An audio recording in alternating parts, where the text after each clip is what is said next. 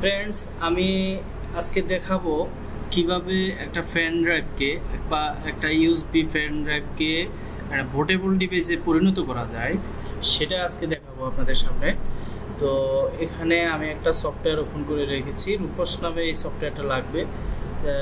আসলে মূলত সফটওয়্যারটা নেটে সার্চ দিলেই পাবেন এই নামে। তো আমি ওপেন করে নিচ্ছি।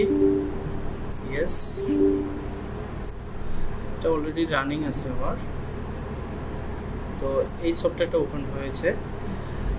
আমি এখন যেটা করব এটা হচ্ছে আমি আইএসও ফাইলটা আমি ডিরেক্ট সিলেক্ট করবো। এখান থেকে সিলেক্ট করে আমার যেখানে আমার যে ড্রাইভে আমার আইএসও ফাইলটা রাখা আছে আমি সেই ওপেন করে নিব।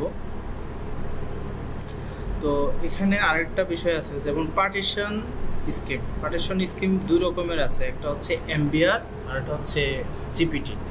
তো এমবিআরটা হচ্ছে মূলত এটা হচ্ছে পুরনো পার্টিশন পদ্ধতি। এটার মিনিং হচ্ছে মাস্টার বোর্ড রেকর্ড। তো এটা এটা এটা মূলত আসলে আমাদের পুরনো পদ্ধতি আমরা ইউজ করব না, আমরা জিপিটি দিয়ে করব। আর জিপিটি হচ্ছে জিইউআইডি পার্টিশন টেবিল। অর্থাৎ এখানে এই জিপিটি দিয়ে আমি আমার এই পার্টিশনটা আপ টু 10 টিবি পর্যন্ত সাপোর্ট করবে। আর এমবিআর পার্টিশনটা হচ্ছে 2 টিবি পর্যন্ত সাপোর্ট করবে।